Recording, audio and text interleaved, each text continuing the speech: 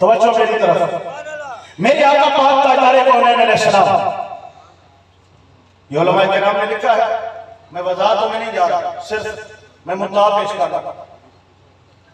اگر کوئی بندہ سرکار دو عالم علیہ السلام کے نالین پاک جو پاؤں مقدس میں حضور جوتا مبارک پہنتے ہیں، ادب و محبت و عقیدت کی وجہ سے ہم ان کو نالین مقدس نالین پاک بولتے ہیں۔ اگر کوئی ہلکا کہتے ہوئے حضور کے مبارک نالین کو ہلکا سمجھتے ہوئے جتی کہہ دیتا ہے، وہ بندہ کافر ہو جاتا ہے، کیونکہ اس نالین کو میرے نبی کے ساتھ نسبت ہے، نسبت رسول کا حیا نہیں کیا، وہ بندہ کافر ہو گیا۔ میرے آقا پاک نے جو بدن مبارک پر لباس مقدس پہنا ہے، اگر کوئی حضور کے لباس مقدس کو میلا کہتا ہے کہ حضور کا کپڑا نعوذ باللہ میلا ہے، وہ بندہ مسلمان نہیں رہتا، وہ کافر ہو جائے گا۔ بتاؤ، جہاں پر لباس کا تقدس ضروری ہے، حضور کے نالین مقدس کا ادب ضروری ہے، ان میرے نبی پاک کی بیویاں ازواج مطہرات جن کا حضور کے ساتھ نکاح ہوا، ان کے ادب کا عالم کیا ہوگا؟ میرے نبی پاک کی وہ آل جو خون رسول ہے، جو آل رسول ہے، اولاد رسول ہے، ان کی نسبت کا کیا عالم ہوگا؟ میرے نبی کریم کے وہ صحابہ کرام جو بدر میں ساتھ کھڑے ہیں، احد میں ساتھ کھڑے ہیں، خندق میں ساتھ کھڑے ہیں، ہجرت سے پہلے ساتھ ہیں، ہجرت کے بعد ساتھ ہیں، جو آج مزار میں بھی میرے نبی کے ساتھ ہیں، ان میرے مصطفیٰ پاک کے صحابہ کرام کی مقدس ہستیوں کا عالم کیا ہوگا؟ نسبتوں کا عالم کیا ہوگا؟ اب سنیے گا، لوگوں نے حضور سے ہٹانے کا ایک چال بنا ہے کہ نبی کریم سے دور کرنے کے لیے اگر ذات رسول پہ حملہ بظاہر نہیں کر سکتے تو حضور کی پاک ازواج، آپ کی ازواج مطہرات، اما عائشہ صدیقہ، اما خدیجہ الکبریٰ، اما حفصہ، اما ام حبیبہ رضی اللہ تعالی علیہن، حضور کی ازواج مطہرات کے خلاف من گھڑت باتیں کر کے امت کو نبی کی بیویوں سے دور کرتے ہیں۔ جو مصطفیٰ کی بیوی کی عزت نہیں کرتا، وہ مصطفیٰ کی عزت نہیں کرتا۔ جو حضور کی ازواج کی گستاخی کرتا ہے، وہ حقیقت میں مصطفیٰ کی گستاخی کر رہا ہے۔ جس طرح ذات رسول کا ادب ضروری ہے، ازواج رسول کا ادب بھی ضروری ہے۔ نعرہ تکبیر، نعرہ رسالت، نعرہ پیر۔ صحابہ کرام کی عزت کیوں ہے؟ ان کو حضور کی صحبت ملی ہے، میرے آقا پاک کی غلامی کی ہے، وہ ہر قدم پر میرے آقا پاک کے شانہ بشانہ کھڑے ہوئے ہیں۔ قرآن کے اندر اللہ کی ذات اور حضور کی ذات کے بعد، انبیاء کرام کے بعد سب سے زیادہ آیات کریمہ میرے اللہ نے حضور کے صحابہ کی شان میں نازل فرمائی۔ صحابی ہونا کوئی عام بات نہیں ہے۔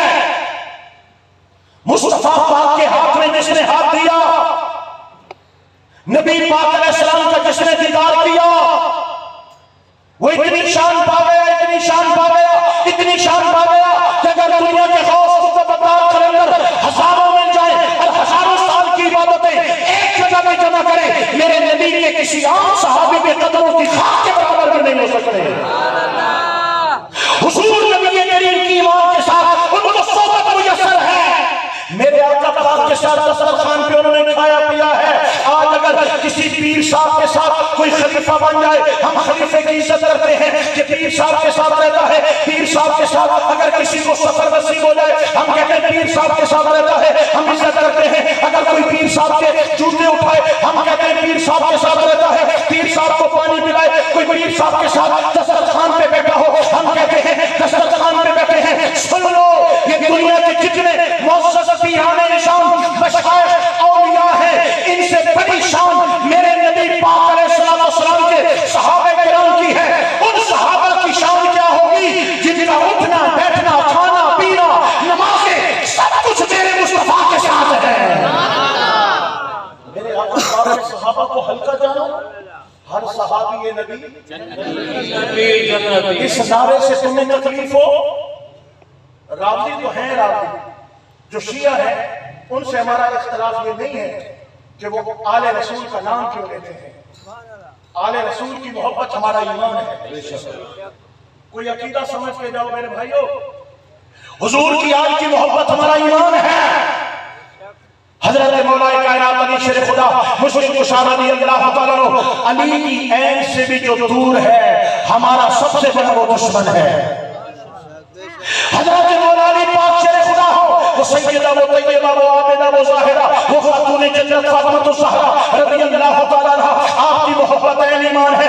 حسنین کریمین رضی اللہ تعالیٰ عنہ، ان کی محبت عین ایمان ہے۔ ارے سنو رافضیو، اگر تمہیں شک ہے کہ اہل سنت و جماعت نبی کی آل سے محبت میں کچھ پیچھے ہے، تو میرا امام امام اہل سنت مجدد ملت نے ہمیں یہ عقیدہ دیا ہے، وہ مولا علی شان والے، وہ سیدہ فاطمہ شان والی، وہ حسنین کی جوڑی بڑی شان والی، وہ امام زین العابدین بڑی شان والے، امام جعفر صادق بڑی شان والے، امام موسیٰ کاظم بڑی شان والے۔ میرا امام کہتا ہے اگر آج کہیں پر کوئی آل رسول کا بچہ بھی موجود ہے تو تیری نسل پاک میں ہے، بچہ نور کا، تو ہے میں نور، تیرا سب گھرانہ نور کا۔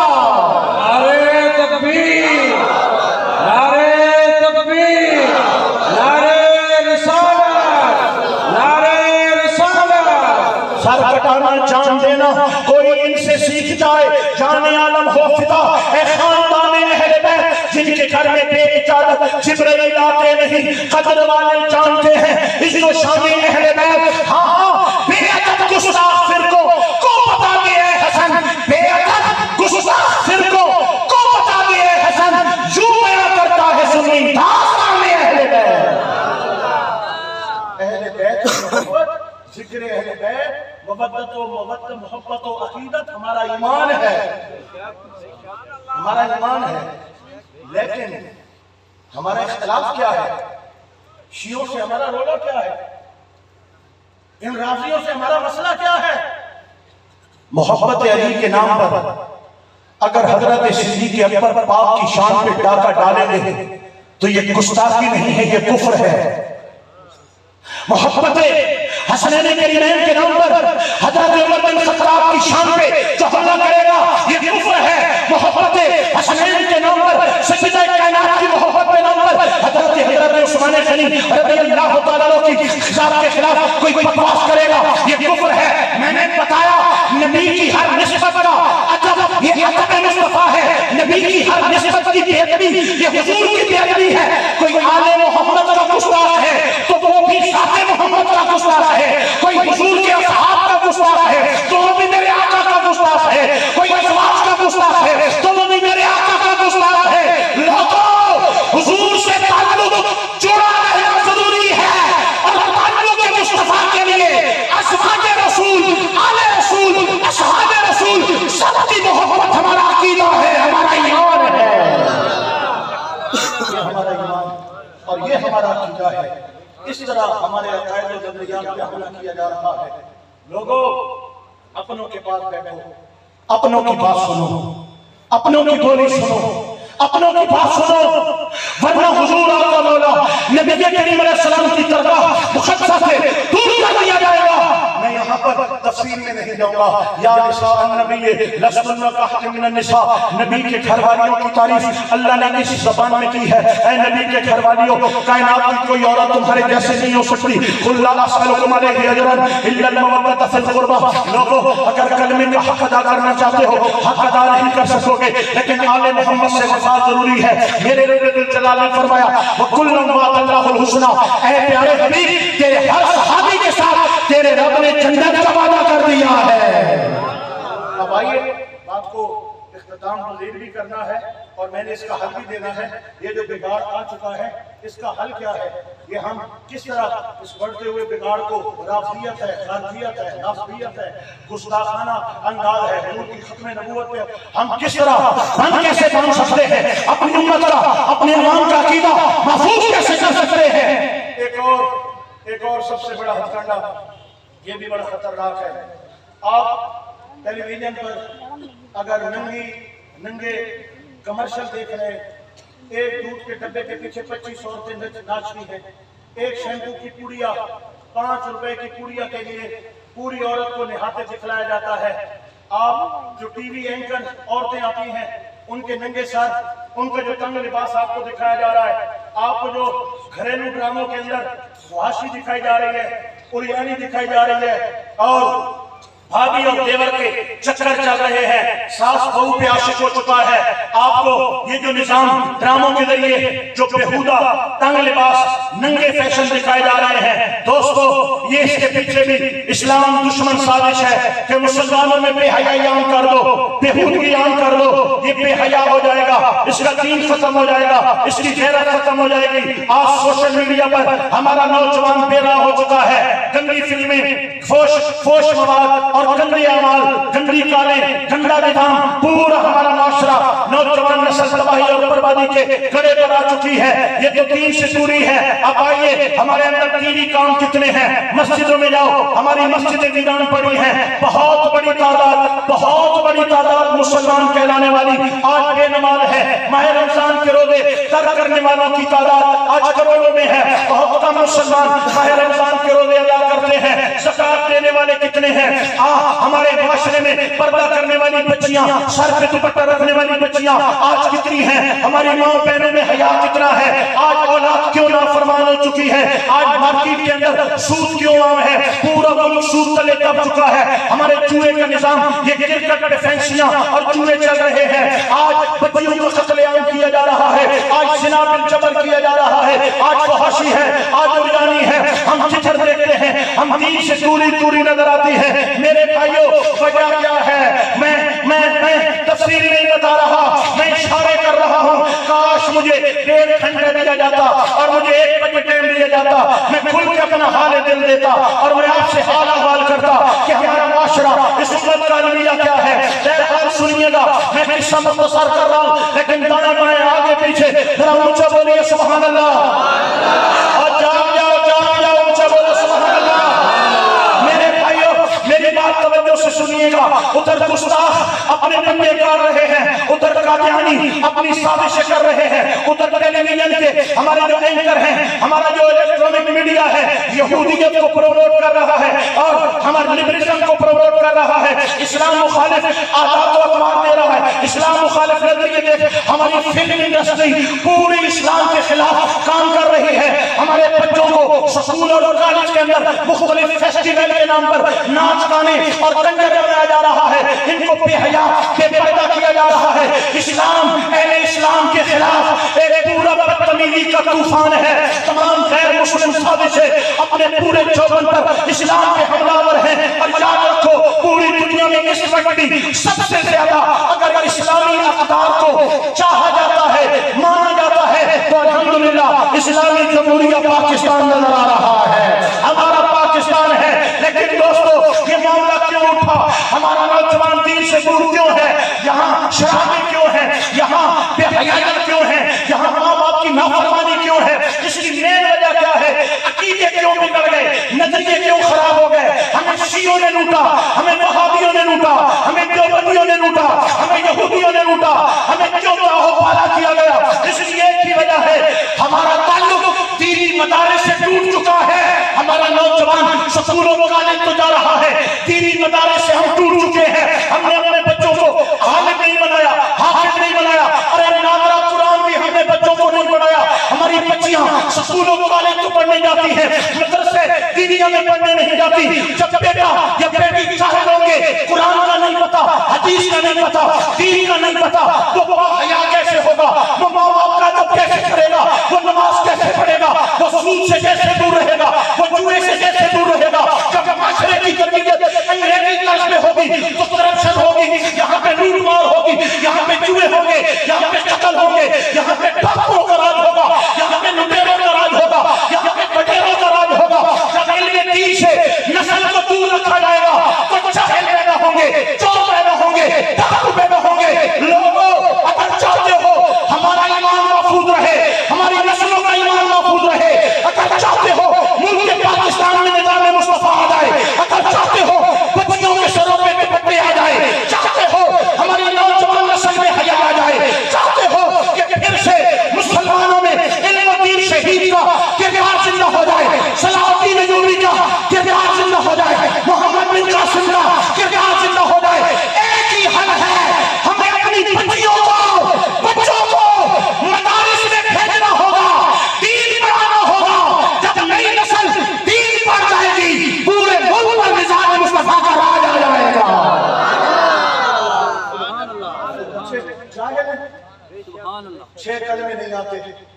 اس سے بڑھ کر جہالت کیا ہے؟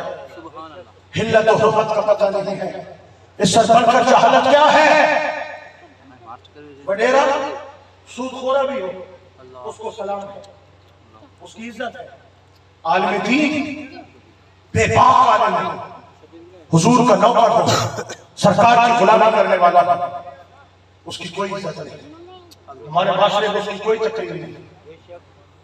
پاکستان میں سب سے بڑی کرسی چاہے وزارت عظمیٰ، چاہے صدارت، چاہے چیف آف آرمی صدر، چاہے چیف جسٹس، پتہ نہیں ان میں سے بڑی کرسی کون سی ہے، مجھے نہیں پتا. بہرحال جو سب سے بڑی کرسی ہے اس کرسی کی اتنی شان نہیں ہے جتنی ایک عالم دین کے جوتوں کو رب نے شان عطا فرمائی. معاشرے کا بگاڑ یہود و نصارہ کے نظام سے نہیں ہوگا. ختم.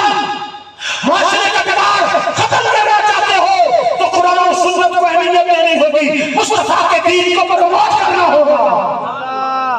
آخری بات، پیر طریقت رابع شریعت شیخ الحدیث و تفسیر حضور قبلہ قاضی محمد احمد نقشبندی نعیمی دامت برکاتہ العالیہ، سردار اعلی شان حضرت شیخ الحدیث محمد محمود عثمان نقشبندی نعیمی دامت برکاتہ العالیہ، اس خانوادے اس آستانہ عالیہ سے وابستہ جو سجادہ نشین حضرات ہیں، جو صاحبزاد خان ہیں، ان سے وابستہ جو علماء ذیشان یہ چمکتے چہرے نظر آئے کرتے ہیں، نعیمی کہلانے والے ہیں.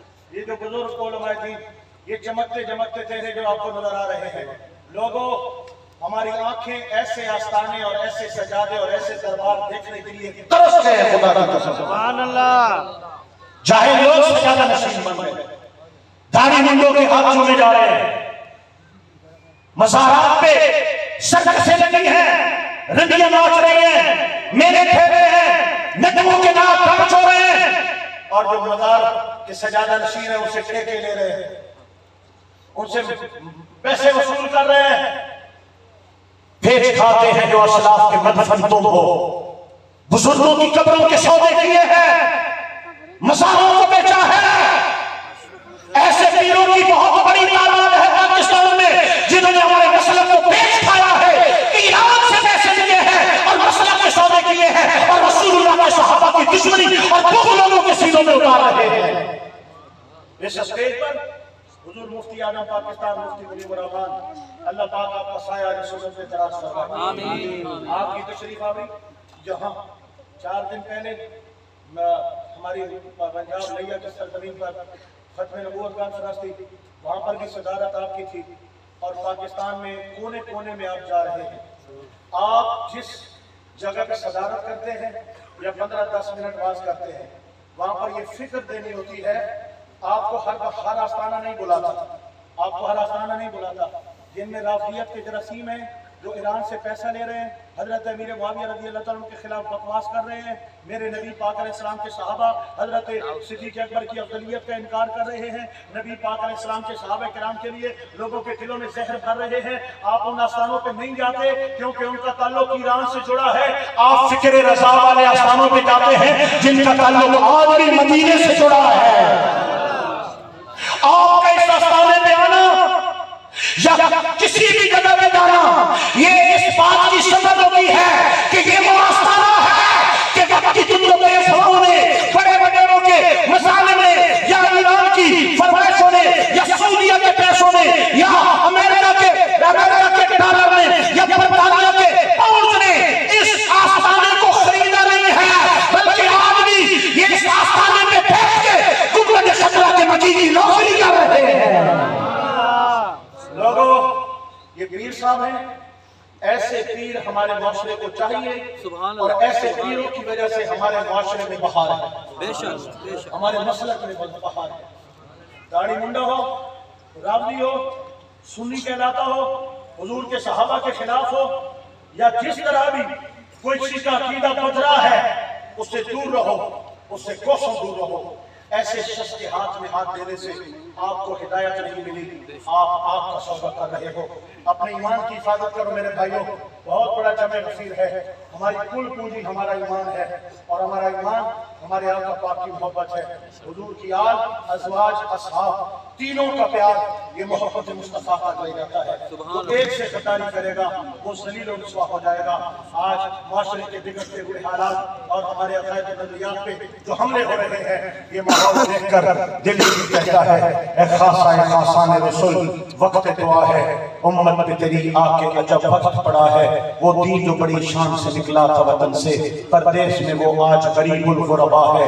فریاد اے کشتی امت کے نگہباں بیڑا یہ تباہی کے قریب آن لگا ہے. تدبیر سنبھلنے کی ہمارے نہیں کوئی بس ایک دعا تیری کہ مقبول خدا ہے. میرے مختصر الفاظ اور ٹوٹے ٹوٹے الفاظ اللہ کریم اپنی بارگاہ عزی میں قبول و منظور فرمائے. میں ایک بار پھر آستانہ عالیہ کے تمام بزرگوں کو میں شکریہ ادا کروں گا جنہوں نے مجھے یاد فرمایا. اللہ کریم نے حاضری کا موقع عطا فرمایا. مالک ہمیں دین دنیا کی بھلائیاں عطا فرمائے. وما علینا الا البلاغ. تمام حضرات 2 منٹ کے لیے تشریف رکھیں. استاد العلماء شیخ الحدیث و تفسیر حضرت جبلہ شیخ مفتی قاضی محمد احمد نعیمی 2 منٹ میں اپنے اظہار تشکر فرمائیں گے اور اس کے بعد دعا